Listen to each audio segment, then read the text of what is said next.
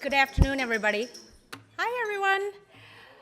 Welcome to Club East St. Paul if you have not been here before. And happy to say after a long winter, it is the first day of spring, so thank you for making it. I think there's two people here that did not make it because we had a snowstorm last month. And Eric's back, and Natalie's back. We do have a few upcoming events, and I want to make sure that we talk about those. Our next event is at our Club E Minneapolis location, and Rick Brimacombe is the host of that. If you'd like to get on his email list, April 11th, he's having key employees, recruiting, assessing, and retaining them in today's competitive workforce, and that's a panel. Then we're back here April 17th in St. Paul, and we're having a panel as well entitled, Why is EOS Traction Everywhere? And at Roger, one of our speakers, one of our panelists is here. And that's not about what EOS is, but a variety of perspectives and about the benefits and the drawbacks of using the system. In May 2nd in Minneapolis, we'll have functional food entrepreneurs, tales, trials, and tribulations. It's founders talking about the development of their companies in the exploding marketplace of healthy foods. I want to thank our sponsors, the University Club, Olsen Thielen CPAs, a regional accounting and consulting firm, the Irish Titan, an e-commerce digital agency, Winthrop and Weinstein, and my company, Legal Shield, providing employee benefits. And just a little bit about our speaker, Danita Bai is a leadership and sales development expert. She has successful sales leadership experience ranging from high-growth startups to Fortune 100. Her work on the Forbes Coaches Council and as a Harvard MBA sales coach empowers her to provide real-world solutions for business and sales leaders of all ages, especially those with millennial sales teams. And she'll talk about her book, and I'm really excited to have Danita speak with us today. Please welcome Danita.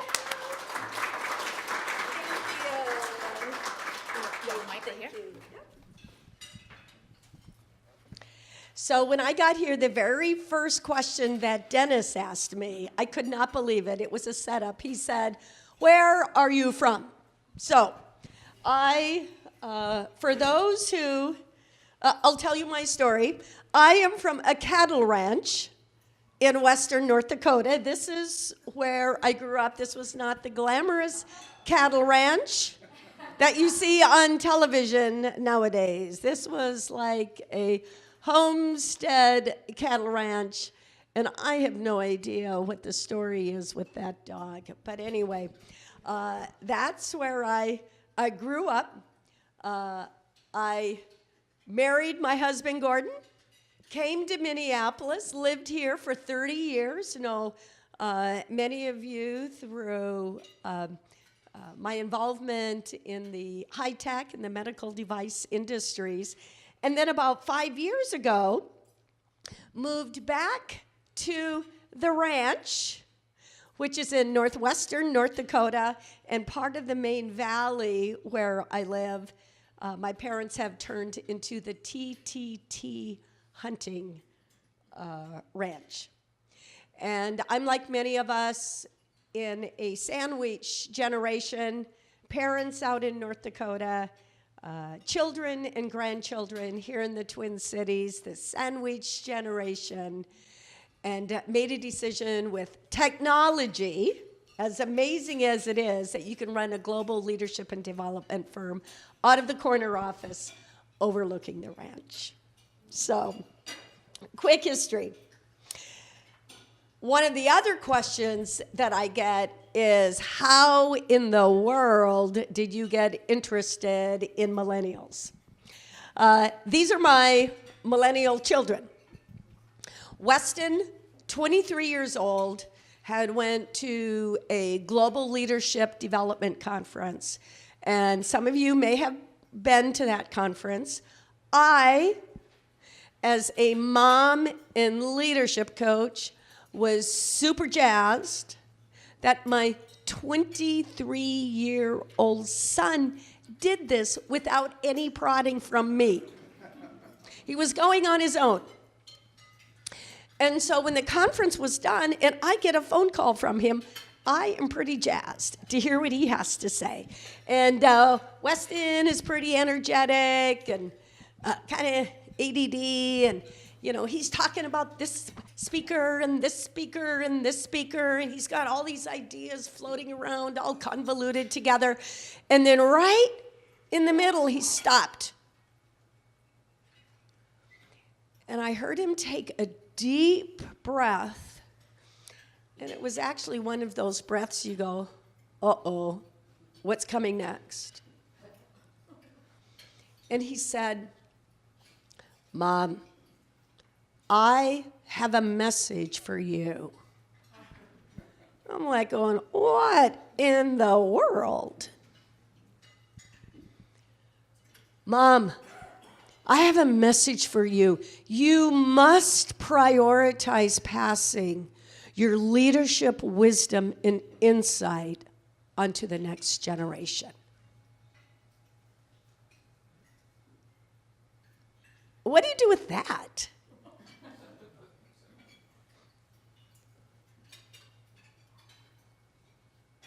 And so, as this, and I mean, it stunned me, and I'm processing this, and then of course he reverted very quickly back to his ADD and said, "Oh, friends, gotta go, catch you later," and he's off, hangs up on me.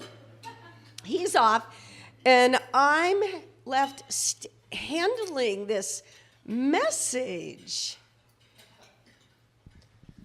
And as I process this with myself and process it with colleagues over the next couple of weeks, I realized that this was not just a message from my son to me, but it's a message from this generation of emerging leaders to all of us to step up to the plate, to start coaching, to be intentional in our leadership and to what we're doing. And in doing that, we accelerate our own leadership, we accelerate their leadership, and we accelerate business results. As part of, so that is why I wrote a book. Now, I don't know if that's a good idea to write a book, but that kind of launched me about getting involved. As part of my research, we surveyed over 300 business leaders to find out what was the real news about millennials. Because we all know, what are millennials like? What's the news tell us? Lazy. What else? Short attention span, narcissistic, entitled. What's that? Can't communicate. Absolutely. And they're all living in their parents' basement, all 83 million. Now, how many millennials do we have in the room? Okay, and I bet none of you are living in your parents' basement, are you?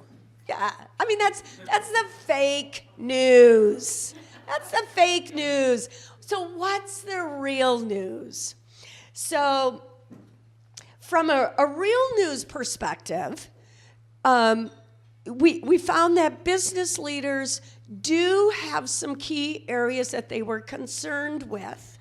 And I put them in 3 areas. One is, I call it character, and that really has to do with virtues, which is the journey of all leaders, is to always be upping our game in terms of virtues.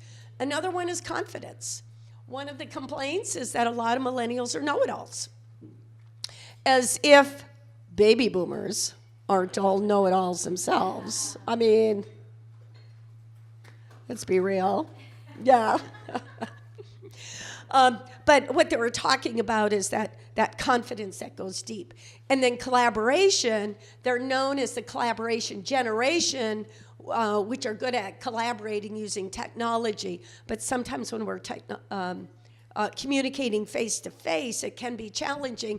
And oh yes, can't that be challenging for all generations to work with difficult people? I mean, I've got some people on my list too, you know?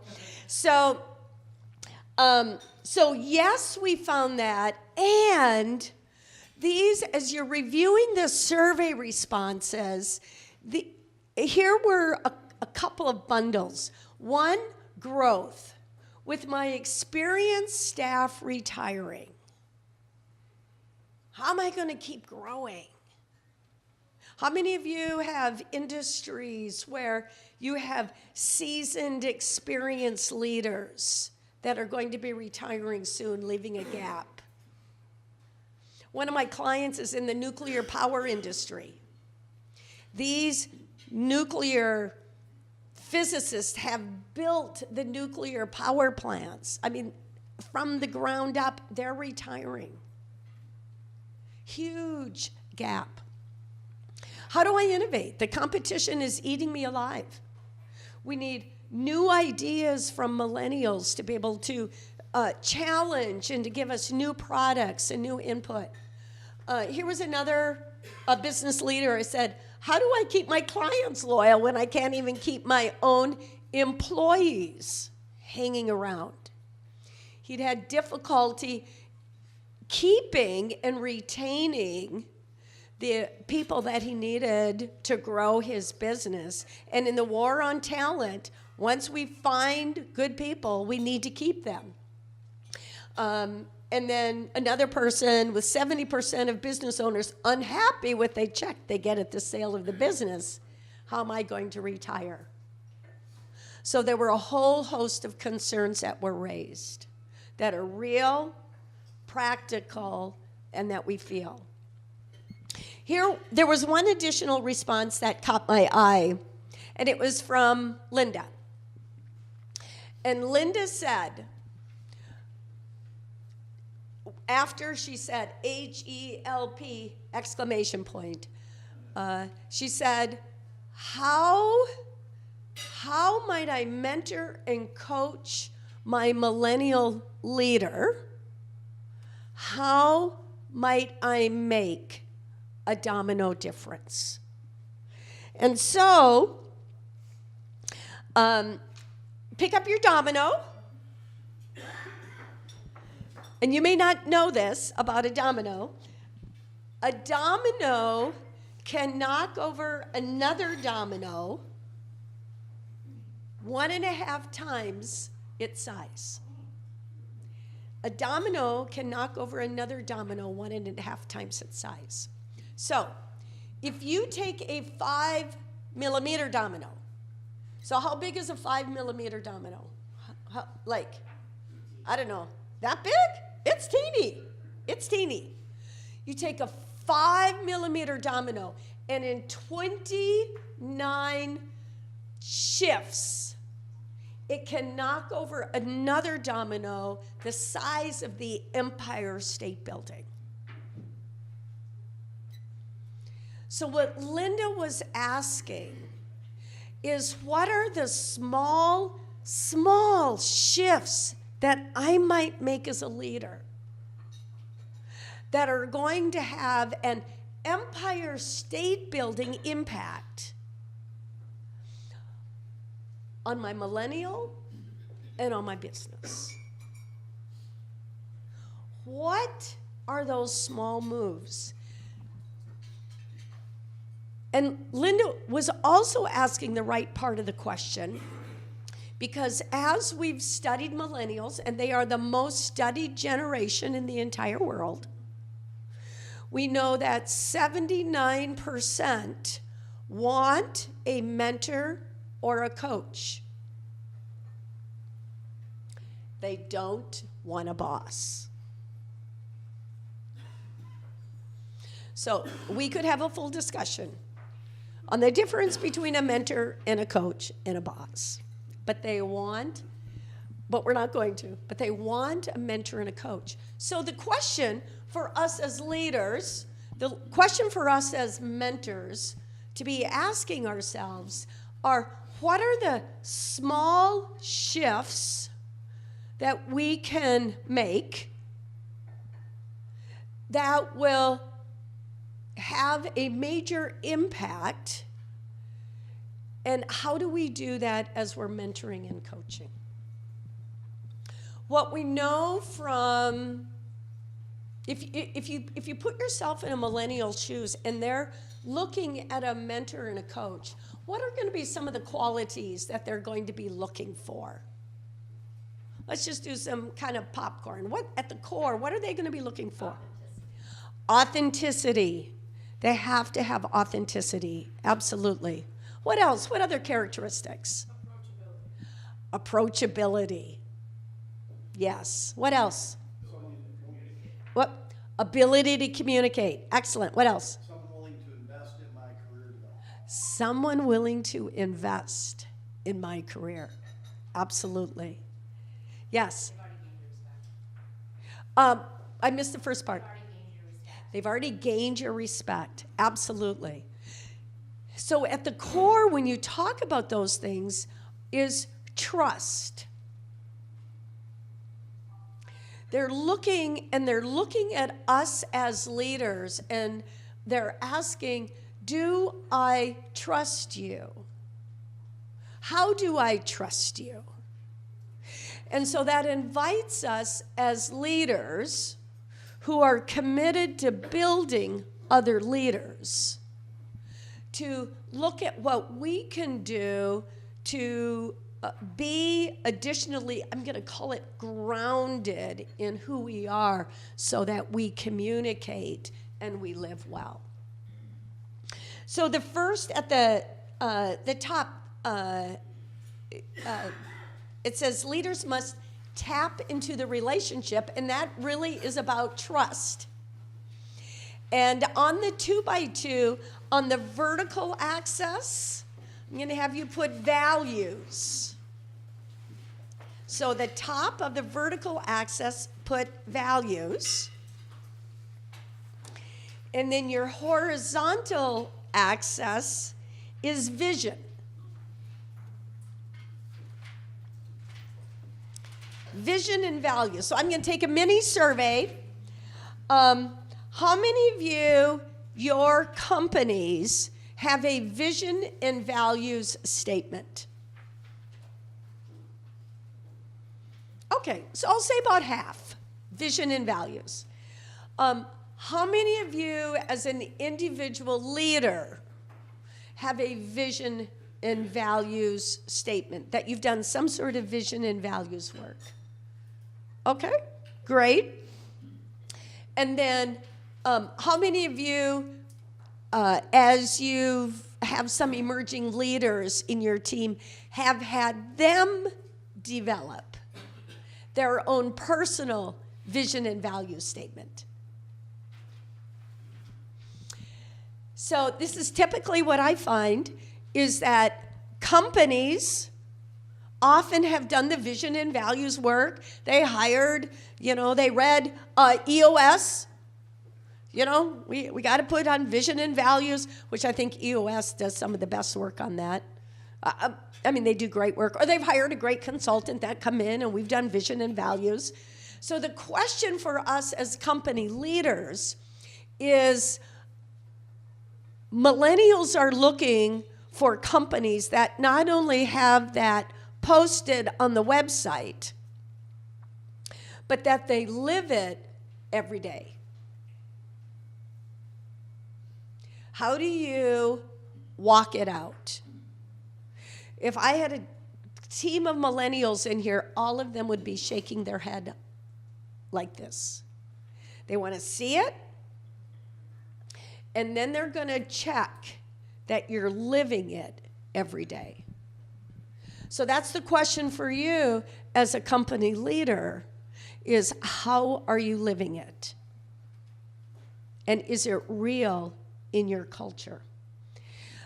A number of years ago, it was a large HR firm gave me a call, and as a sales development expert, they needed to talk about all the problems they were having with their VP of sales. Their VP of sales was just driving them nuts. And they didn't know what to do with him. They were just so frustrated about it. And so I said, sure, we'll sit down and have a conversation. So we're like an hour into the conversation, and I am not finding anything tangible and practical that they could give me that was how this guy screwed up. Finally, I said, I went on your website and I pulled your values. And I'm curious, on value 1, thumbs up, thumbs down. Thumbs up. Value 2, thumbs up, thumbs down. Oh, that's a thumb down. He's not living that value. Value 3, thumbs down. Have you talked with him about your values and living those values out? No, we haven't. So the high-priced consultant says, well, maybe you should have that conversation. So we put a little action plan together. I call back at the allotted time to kind of check in and see how the conversation went. And they are as happy as can be with their VP of sales because they had the values conversation. So from a company leadership perspective, how are you living that? And the millennials want to see that in action. Number 2, as a leader yourself, what kind of work have you done to discover your own vision and your own values? What I'm finding is that maybe it's about maybe 50-50. There's 50% have and maybe 50% haven't. And it can be kind of confusing on what to do. So I'm in the process of writing a blog article on how to write a personal vision statement and how to clarify your values. And so if that's something that you would like me to send you when I get it written, I have a note card on the table. You can either write it on there or you can write it on the back of your own business card or something like that. Because I'm finding that is some work that we as leaders can do so that we can be even more firmly grounded in our vision and our values. So we're going to go back to our 2x2, and I'm going to have you write some words in the quadrant. So in the upper left-hand quadrant, so the person has no value, they have high values, but they have no vision.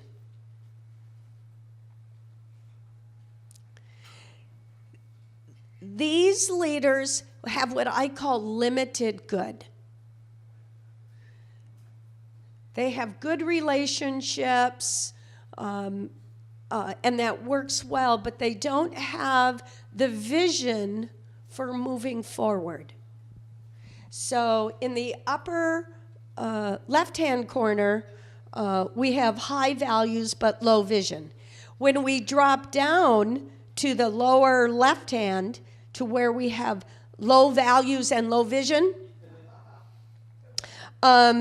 we could write no good in there, or I often put run. Just run from these people. Go find someone else. Now, what's interesting, that is exactly what millennials do. If they have a leader that doesn't have values that align, and they don't have a vision, then they don't feel like they belong, and they have a leader that doesn't have strong beliefs, and they are going to go work for someone else. And we can lose great employees because of that. So this becomes an important strategy.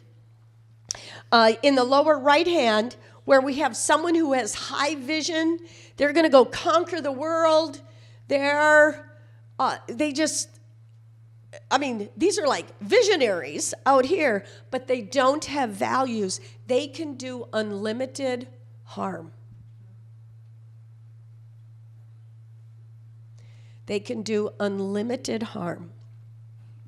So the place where we want to be as leaders is in that upper right-hand quadrant where we have high values and we have a vision to grow and we have a mission that we're involved in and we're going places, and the millennials on our team see it and they're joining with us. And that is unlimited good.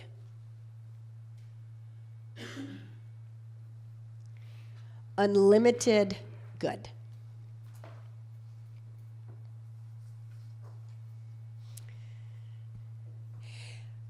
One of the bullets, or one of the pieces that I have in Millennials Matter, and just to let you know, when I was writing the book and talking with colleagues, most of my colleagues said, Danita, no one needs another book on leadership. Our bookshelves are cluttered already with leadership. And so consequently, this is more of a handbook. It's more, and the reason I say that is because the chapters are very short. I think the longest chapter is 6 pages long. And it's designed to be a quick read, and it's designed to be a very practical toolkit with ideas that you might do when you're stuck in how you're going to mentor and work with someone. So it's designed to be just a quick read. I do have to confess, I do not have many pictures in here. But here's what I put on values. Values guide decisions. Millennials are more apt to base decision on their own compass and not on peer pressure or external pressures. And we take a look at millennials as well as the Gen Zs coming up. I mean, there is a flood of marketing coming in from every which direction, telling them who they should be and what they should buy. And values give them some ground that they can stand on. Values increase their confidence.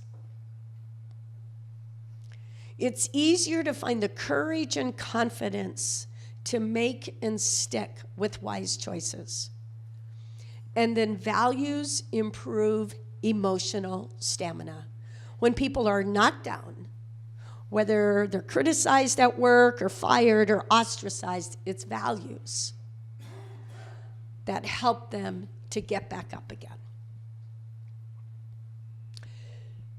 So as we look at this, values and vision and becoming that leader who builds other leaders, what are some areas that you might need to kind of step up the plate to raise your own bar?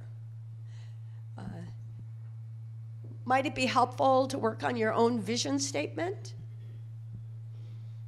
How about values? How clear are you on your values and what you stand for?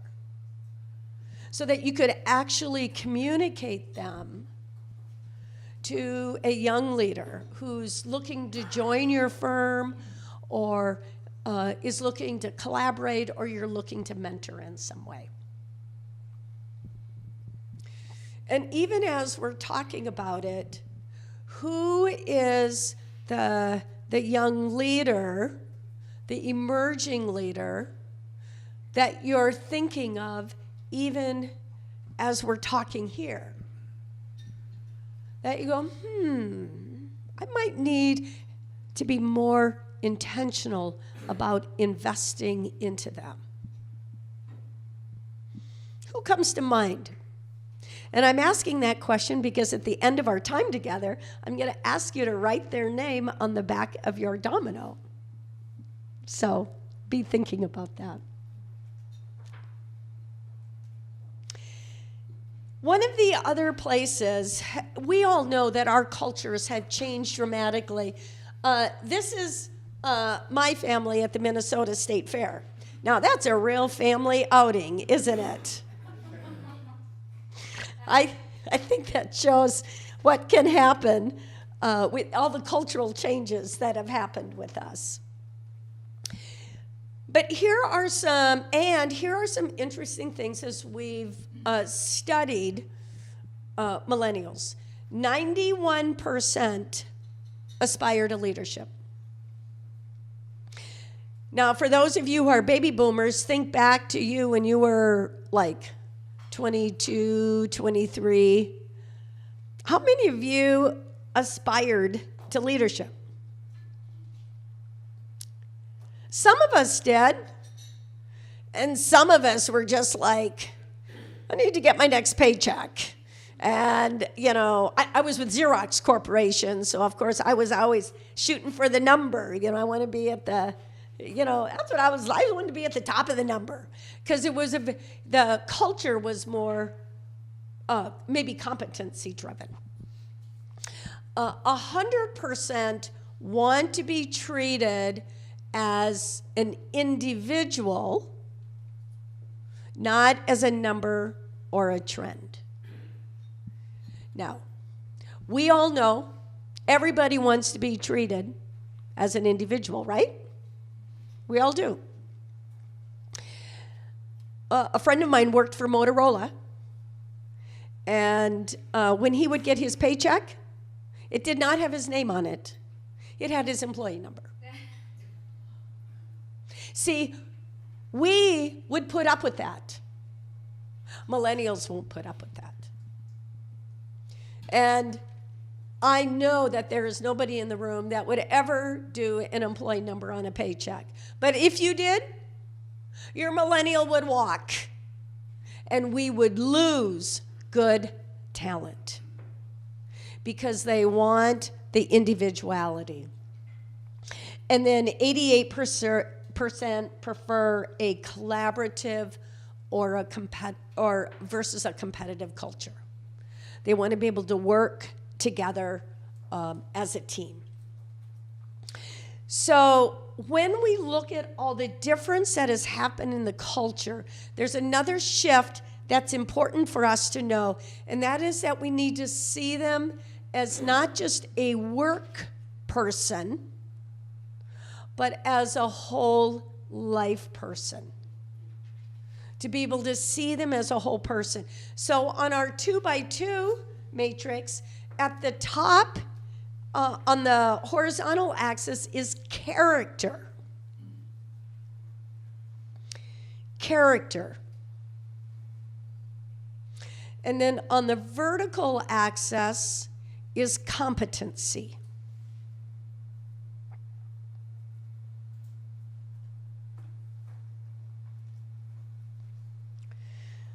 For the book, I interviewed a number of different leaders to get their perspective on their work with millennials. One of them is Phyllis Hennessy, who's the executive director and president of Ken Blanchard's organization, Lead Like Jesus. And this is what she says about character. Character is very important to millennials. They see broken families, corrupt governments, impoverished nation, acts of terror. And these are just the symptoms of a much deeper issue. They know that our world is in desperate need of good leaders. They want to see that people are who they say they are, that people are doing great work. They want to join companies who have a greater purpose and aren't just about making money. They don't mind doing both, but they want to make certain that there is good work that's being done. And so for us as For us as leaders, we're naturally very good at looking at all the competency stuff. But on the character side, as I was exploring this topic for the book, and I brought up character to my colleagues, here's what I got. Danita, you can't talk about character at work, you know. That's something that the parents deal with at home. And yet, I find it very interesting that we deal with character issues every day, don't we? We deal with the salesperson that lies and overpromises to the client. We deal with someone who has a task to take forward, and they drop the ball. And they blame someone else in the organization. We deal with, I was going to call it water cooler, but we might not have water cooler, but, just, negative behavior and negative comments. Those all ultimately deal with virtues that at the core of our being. And the ancients forever have talked about that leadership is about being a virtuous person. Now, when I use the word virtue, most people in today's society have kind of a screensaver. What in the world does virtue mean? What are those again?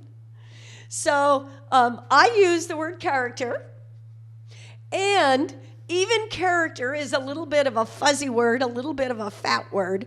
So I'm going to give you an acronym for what I mean by character. Are you ready? It's an acronym, Dakota. I wonder where I came up with that. Okay, the D stands for determination. You want people on your team who are determined to move forward. A stands for awareness. You want people to have emotional IQ that are going to be aware of themselves and aware of others. K, knowledge. You want them to be firmly rooted in that which is right and wrong, that they've got some value, something that holds them and keeps them solid so they're making good, wise decisions. O is optimistic. We know from positive psychology that people who are optimistic are going to outperform those who are negative. So we want people and we want to build leaders that are optimistic. T, trustworthy. The speed of trust. We have to have trust. And then finally, accountability.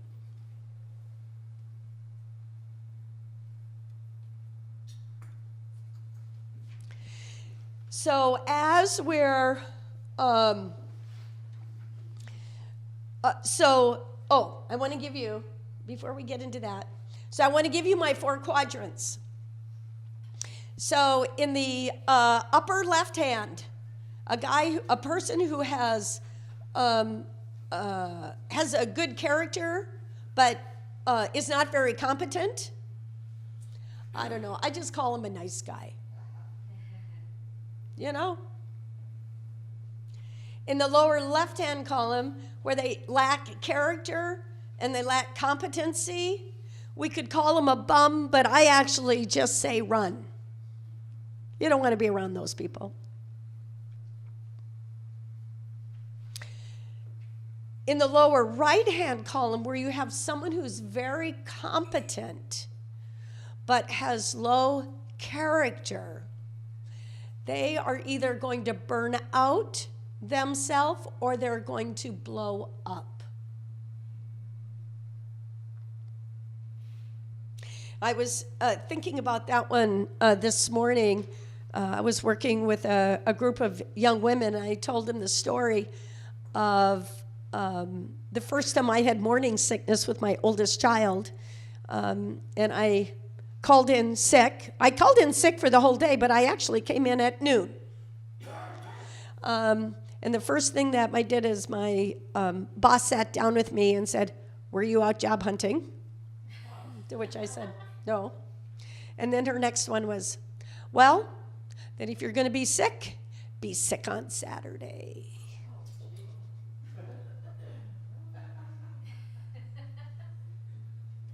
That might be a run. I don't know. And then finally, for those leaders that have that high character and high competency, that's where we start to build. Leaders build leaders. So when we're competent and we have a solid character, then we begin to feed into others and to be able to nurture who they are.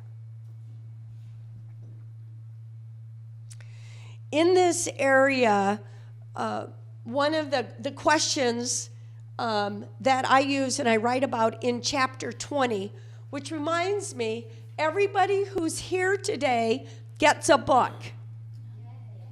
So, I only have 25 books with me. So those of you who don't get a book, leave your business card here and I will mail one to you. So in chapter 20, I talk about the catalyst question.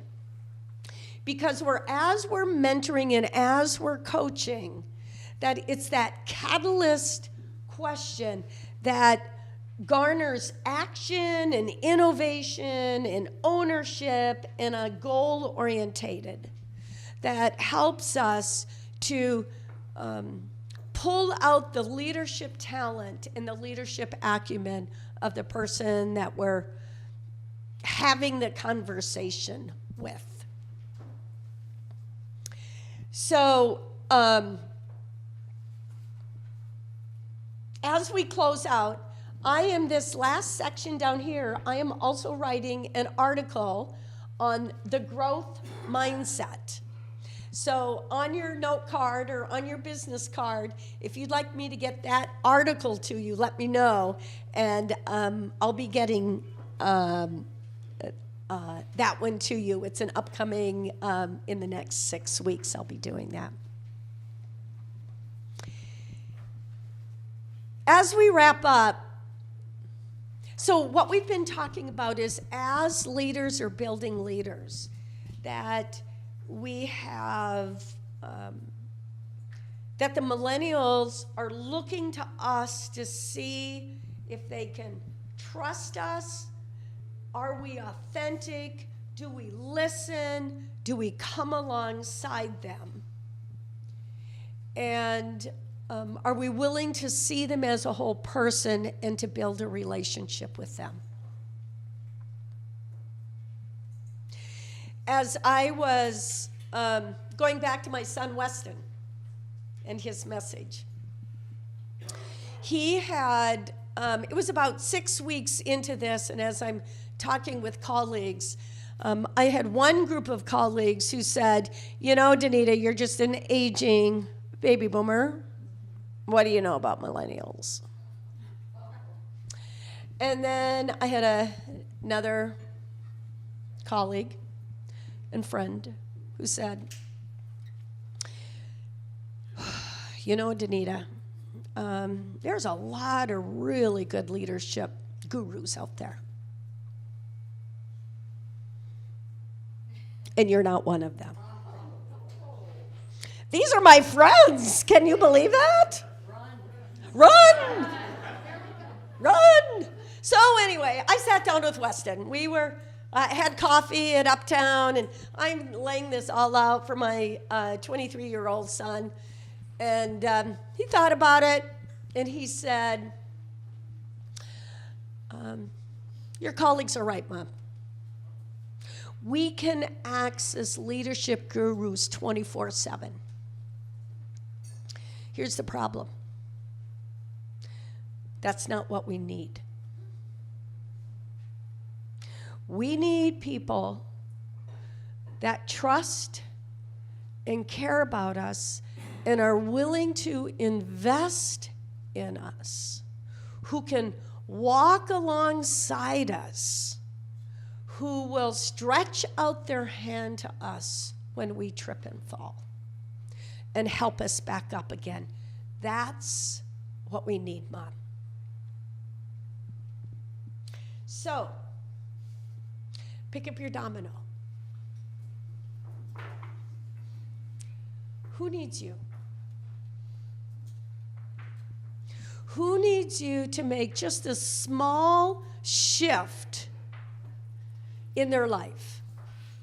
And that small shift will end up having an empire, state-building impact because you have made a decision to invest in them. Who is that person? And I look forward to staying in touch. Thank you, everyone. Thank you so much, Danita. Let's give her another hand.